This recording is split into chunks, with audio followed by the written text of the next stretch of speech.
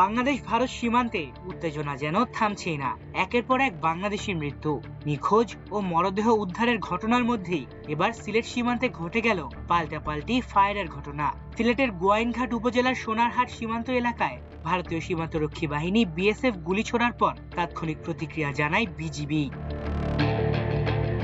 বিজিবির তথ্য অনুযায়ী গতকাল বিকেলে সীমান্ত এলাকায় বিএসএফ এর গুলির পর পরিস্থিতি দ্রুত উত্তপ্ত হয়ে ওঠে। দায়িত্বে থাকা বিজিবি সদস্যরা সঙ্গে সঙ্গে পাল্টা ফায়ার করে এবং সীমান্তে প্রতিরোধমূলক অবস্থান নেয়। পরে পরিস্থিতি নিয়ন্ত্রণে আসে। বিজিবি জানিয়েছে এই ঘটনায় কোনো হতাহতের ঘটনা ঘটেনি এবং বর্তমানে সীমান্ত পরিস্থিতি শান্ত রয়েছে। তবে ঘটনার পর পুরো এলাকায় টহল ও নজরদারি আরো জোরদার করা হয়েছে। বিজিবির পক্ষ থেকে বলা হয়েছে, সীমান্তে যে কোনো ধরনের উস্কানিমূলক অনাকাঙ্ক্ষিত পরিস্থিতি মোকাবিলায় তারা সর্বোচ্চ সতর্ক অবস্থানে রয়েছে। দেশের সার্বভৌমত্ব ও সীমান্ত নিরাপত্তা রক্ষায় বাহিনীটি পেশাদারিত্বের সঙ্গে দায়িত্ব পালন করছে বলেও জানানো হয়। এদিকে সাম্প্রতিক সময় সীমান্তে বাংলাদেশিদের মৃত্যু ও মরদেহ উদ্ধারের ঘটনাগুলো নতুন করে উদ্বেগ বাড়িয়েছে। চাঁপাইনবাবগঞ্জের শিবগঞ্জে নিখোঁজের এক সপ্তাহ পর শওকত আলী নামে এক বাংলাদেশি গরুর রাখালের মরদেহ পদ্মা নদীর চরে ভাসমান অবস্থায় উদ্ধার করে পুলিশ। পরিবার ও স্থানীয়দের দাবি, সীমান্ত এলাকায় গরু আনতে গিয়ে তিনি আর ফেরেননি। পরে মরদেহ উদ্ধার হলে এলাকায় শোক ও আতঙ্ক ছড়িয়ে পড়ে।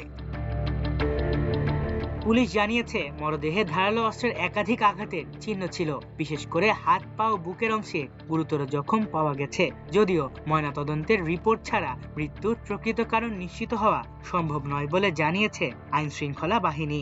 স্থানীয়দের অভিযোগ, সীমান্ত এলাকায় অতীতেও এ ধরনের সহিংস ঘটনার নজির রয়েছে। এরও আগে লালমনিরহাটের হাতীবান্ধা সীমান্তে খাদিমুল নামে এক বাংলাদেশি যুবকের মৃত্যুর ঘটনা নতুন করে আলোচনায় আসে। স্থানীয়দের দাবি, বিএসএফ এর ছড়রা গুলিতে আহত হওয়ার পর চিকিৎসাধীন অবস্থায় তার মৃত্যু হয়। যদিও বিএসএফ পরে ওই ঘটনার সঙ্গে সম্পৃক্ততার অভিযোগ অস্বীকার করে।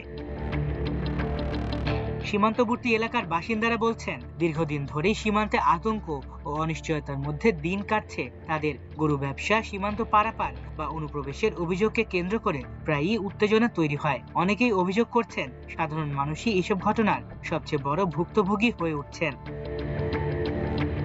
বিশ্লেষকদের মতে, সীমান্তে ছোট একটি ঘটনাও দ্রুত বড় ধরনের উত্তেজনায় রূপ নিতে পারে। তাই পরিস্থিতি নিয়ন্ত্রণে রাখতে দুই দেশের সীমান্তরক্ষী বাহিনীর মধ্যে কার্যকর যোগাযোগ ও কূটনৈতিক সমন্বয় অত্যন্ত গুরুত্বপূর্ণ।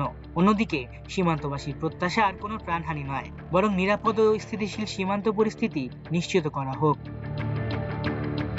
মাল্টিমিডিয়া ডেস্ক, আমার দেশ।